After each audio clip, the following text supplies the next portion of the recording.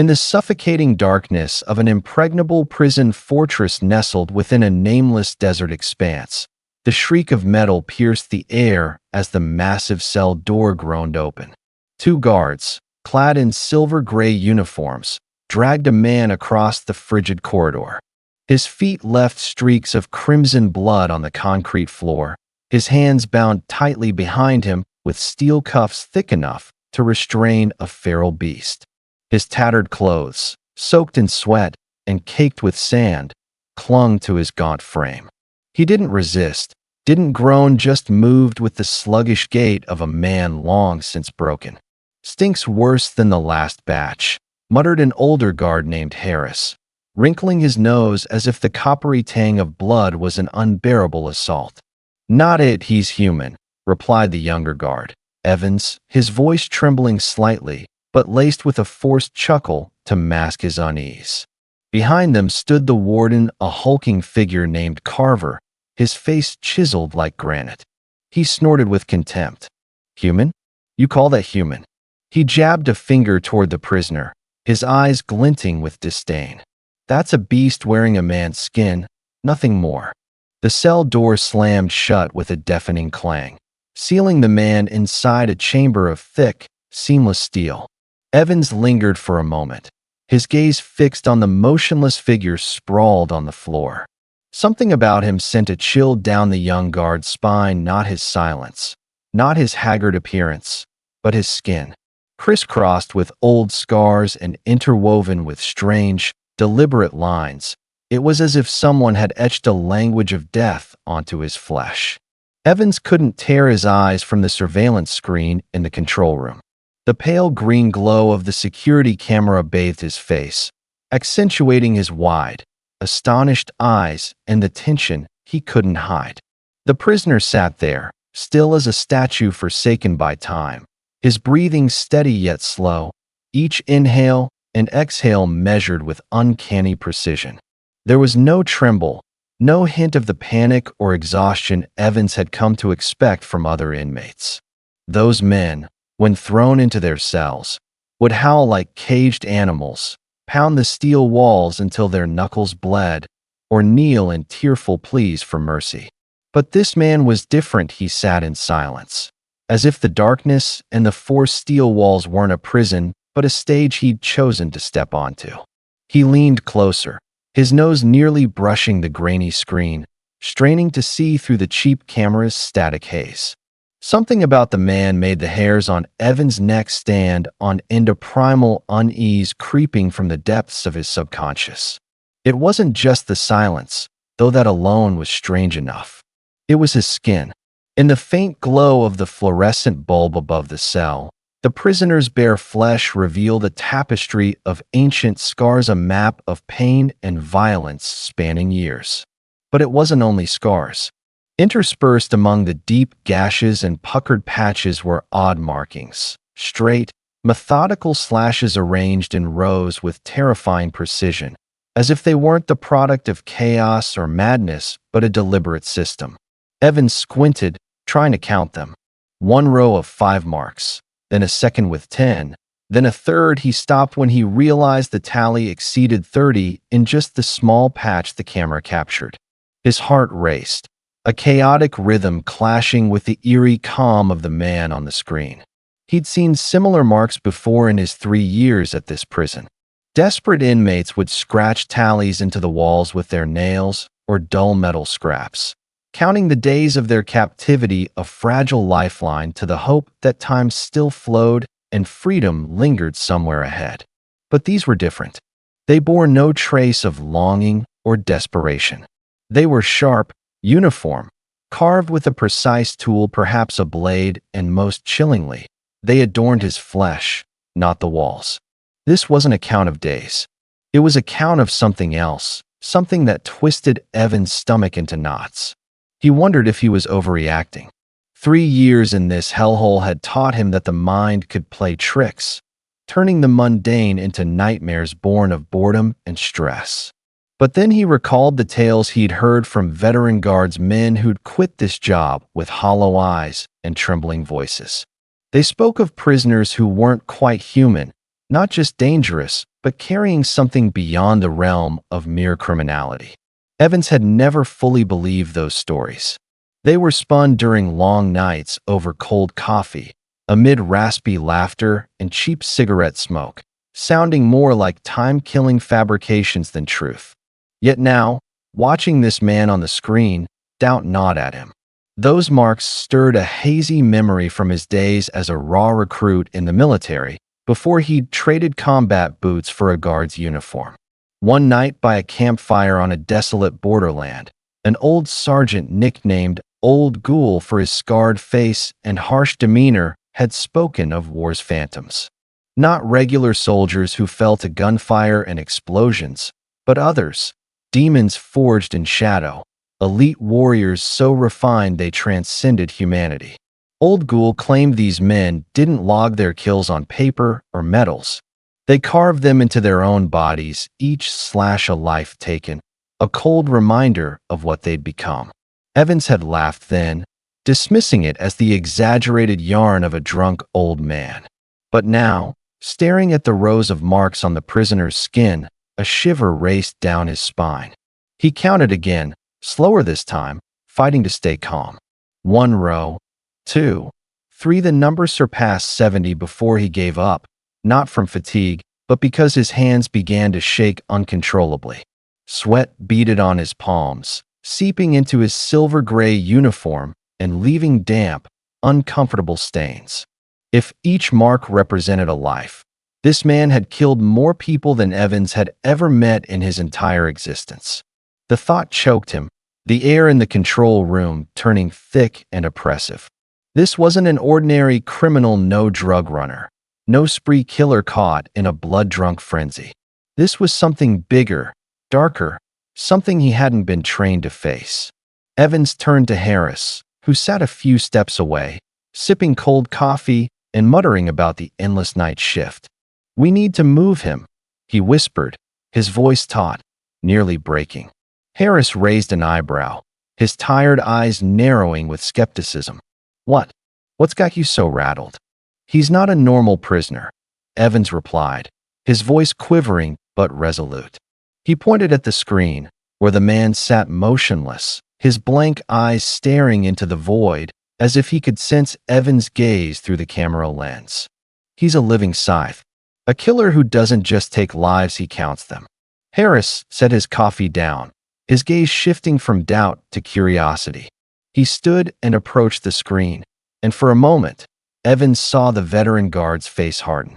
Harris said nothing, but his fists clenched, and Evans knew he felt it too, a gut-wrenching premonition, a wordless warning that what they held captive didn't belong here, didn't belong in the world of ordinary men.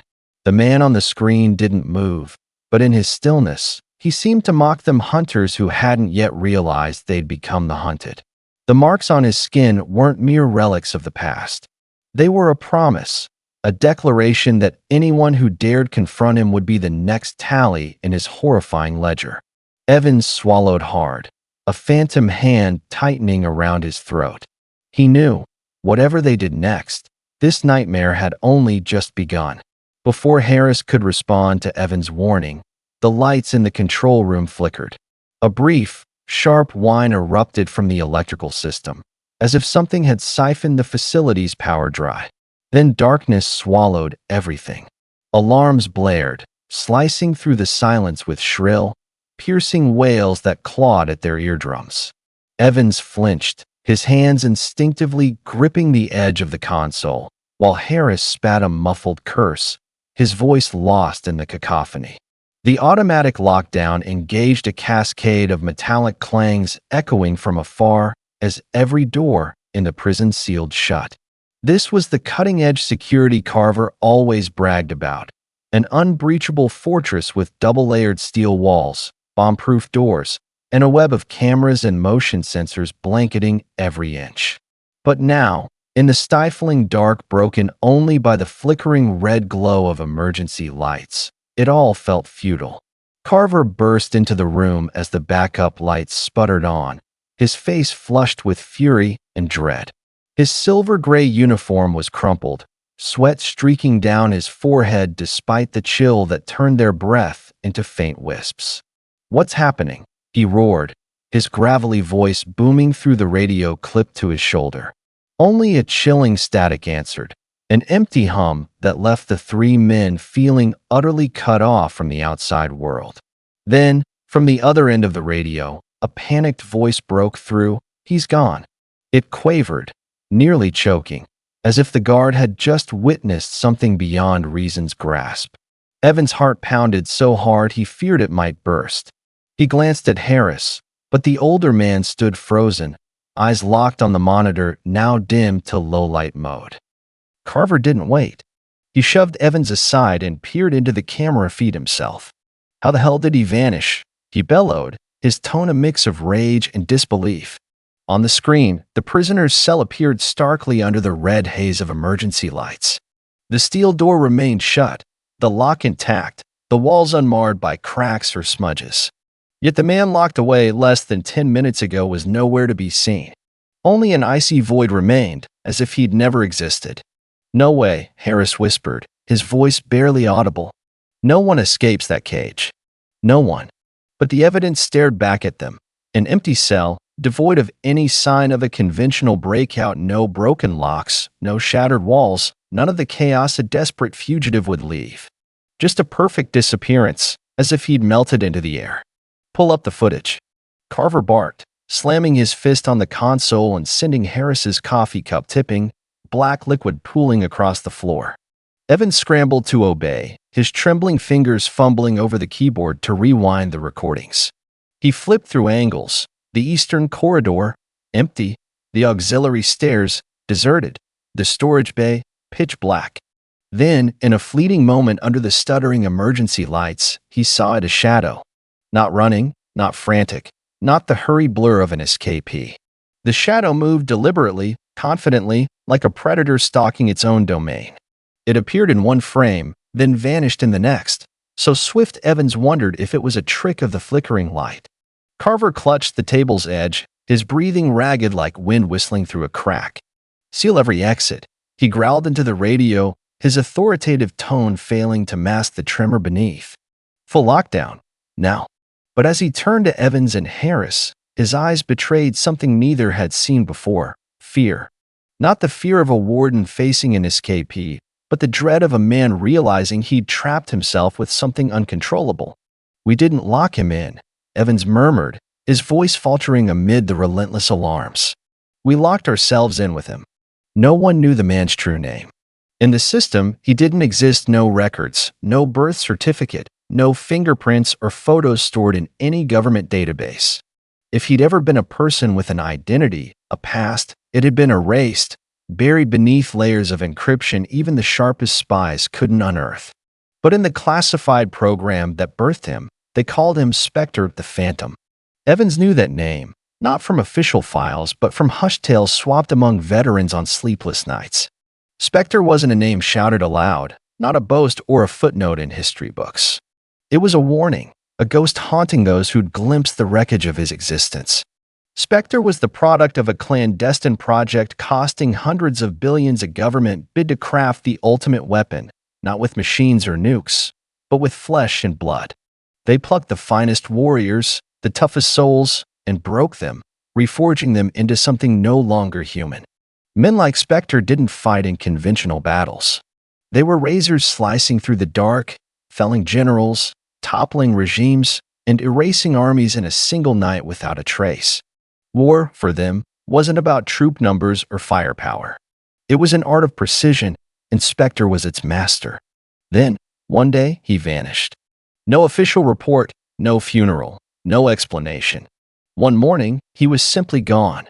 The program's overseers assumed he'd died, perhaps in an unlogged mission, perhaps because his body finally buckled under the strain of what they'd made him. They were wrong. Specter didn't die. He hid, bided his time, and now he'd returned not as a man, but as a true phantom, a living nightmare stepping out of stories Evans once thought were fiction. Harris faced Carver, his voice hoarse but certain. "If he's what I think he is, we're not dealing with a prisoner. We're facing something the government tried to bury." Carver didn't reply, but his grip tightened on the radio, and in his eyes, Evans saw a terrifying truth: they'd lost control. Specter wasn't the captive. He was the puppeteer, and the three of them, along with the entire facility, had unwittingly stepped into his game. No one knew exactly what broke Specter. For years, he'd served as the government's invisible blade, never questioning orders. Training had stripped him of doubt, emotion, and every shred of the man he'd once been. The mission was paramount, killing was instinct, thought was secondary, and hesitation was a flaw to be purged. Each command he received, he executed with a machine's cold precision, no feelings, no regrets, leaving only cold corpses and names scratched off lists. But then, at an unexpected moment, something cracked in that perfect machine. Specter's final mission seemed routine on paper, at least according to the scant details sealed in blacked-out files. A high-value target, a covert location, a small support team assigned to him. Standard fare for a phantom like him. But that time, something was off. No one knew the full story, there were no survivors to tell it, and official reports were blank pages with vague scribbles. Some whispered that Specter hesitated, that for the first time in his blood-soaked career, his hand faltered before the killing blow. Others believed the mission was a setup, a target not meant to die, a secret his handlers didn't want him to uncover. Rumors swirled that the mark wasn't an enemy but someone from his buried past, a fragment of the life he'd had before becoming Specter. Whatever the truth, the outcome was undeniable. The mission succeeded, the target fell, but everything else turned to ash. The support team vanished, no bodies recovered, and Specter, the one who always returned, didn't come back. Now, in this frigid steel fortress, he wasn't fleeing. He was hunting. And this hunt wasn't a chaotic breakout or a desperate bid for freedom. It was a meticulously staged performance, a reminder that he'd never been prey, he'd always been the predator. The alarms wailed on, but now other sounds drowned them out, frantic screams crackling through the radios, the clatter of metal as guards scrambled through the corridors, and sporadic gunfire echoing in the dark. The guards spiraled into panic, clutching rifles, eyes darting for an enemy they couldn't see. They shouted incoherent orders, voices breaking in terror. Hold your ground. Check that corner. Don't let him get close. But no one knew where he was, and that helplessness fueled their frenzy. Carver stood in the control room, his hands gripping the table's edge until his knuckles blanched. Sweat streamed down his face, dripping onto the floor in shimmering beads under the red emergency lights. Find him now, he roared into the radio, his voice a mix of fury and desperation. But Evans, beside him with trembling hands clutching his head, only shook his head slowly. He's not running, he murmured, his voice choked by an unseen dread. He's toying with us. This isn't an escape. It's a hunt. Harris, silent since the shadow appeared on camera, finally spoke. If he's what I think he is, he said, his voice rough but steady, we're out of chances. He turned to Carver, his age-worn eyes glinting with cold resignation. I've heard of his kind. They don't stop. Ever. Before Carver could reply, something new flashed on the monitor. In the western corridor, where the pulsing red light bathed the steel wall, words emerged, scrawled in wet, crimson blood. I've killed more than you've ever met. The letters were sloppy yet legible, as if their author took care to ensure they'd be read. Carver stepped back, and for the first time in his career, real fear flickered in his eyes. Where is he? He whispered, but no one answered. They all knew the question was pointless. Specter wasn't something you could track or hunt down the usual way. The first guard fell without realizing he'd been marked. Riley, a rookie barely 6 months on the job, patrolled the lower corridor, his heart hammering under the flickering red lights. His rifle shook in his hands, finger poised on the trigger, eyes scanning for any sign of life. He muttered something, maybe a prayer, maybe self-reassurance, as he rounded a corner. Then darkness engulfed everything. The backup power cut out for 2 fleeting seconds, and in that span, no scream or shot rang out. When the lights returned, Riley was gone. Only his rifle remained, abandoned on the floor, its barrel still cold, as if he'd never had a chance to fire.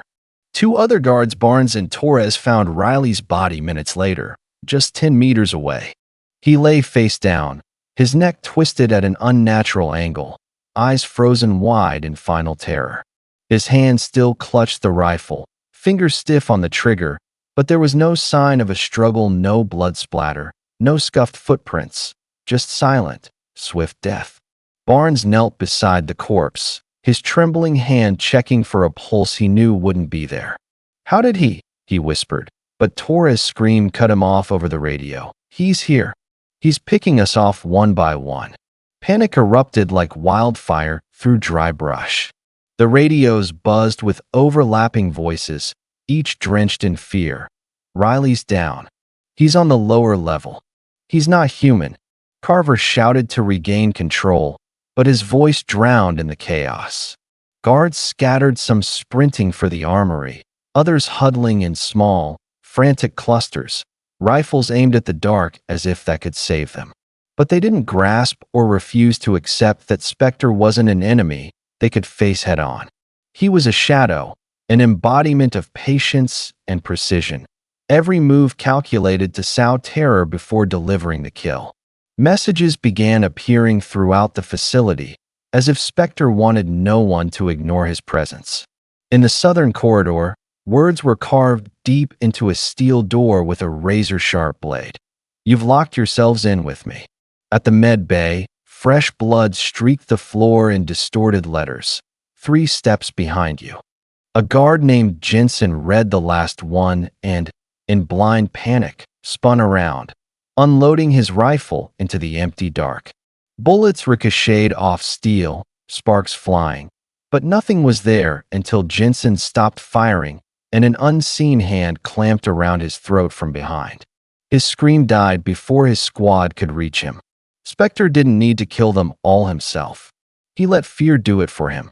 Each death, each message stabbed into the psyche of the survivors, driving them to destroy themselves in madness. And when the final gunshot faded, the facility sank into a chilling silence, a warning that Specter's hunt was far from over. As Specter delved deeper into the facility's core, the screams on the radios faded, replaced by something far more terrifying: absolute silence. The alarms had long stopped, leaving a frigid void punctuated only by the white noise hissing from abandoned radios. The panicked orders, the desperate pleas all vanished, as if every voice had been erased from existence one by one. Evans stood in the control room, hands trembling as they clutched his head, eyes glued to the monitors now showing only still frames. Empty corridors, sealed steel doors, and blood smears on the floor, the sole proof this had once been a battlefield. Harris, who'd maintained a cold calm from the start, now breathed heavily, his eyes reflecting a resignation Evans had never seen. Carver, the last bastion of authority, barricaded himself in the central control room, the final stronghold of this steel fortress. He triggered the emergency lockdown, turning the room into a miniature citadel with triple-layered steel doors, bulletproof glass that could withstand machine gun fire, and a direct line to the outside if he could bypass the jamming from the facility's lockdown. Carver gripped his radio, knuckles white as he mashed the call button, but no signal pierced the silent wall encasing them. He told himself that if he held out long enough, reinforcements would come. But deep down, he knew it was futile. Specter hadn't come to escape. He'd come for something else, something Carver didn't want to admit but couldn't ignore. Inside the central control room lay a hidden terminal, cloaked behind layers of encryption and physical locks known only to Carver and a handful of higher-ups. It held classified files not about prisoners or prison operations, but about a program long buried. Names, dates, and details of those who'd created Specter, scientists, intelligence officers, and politicians who'd turned a man into a living weapon, then discarded him when he grew too dangerous to control. This was why Specter had let himself be captured, not to break out, but to reach this data. He didn't crave freedom beyond these walls. He sought truth, and perhaps vengeance.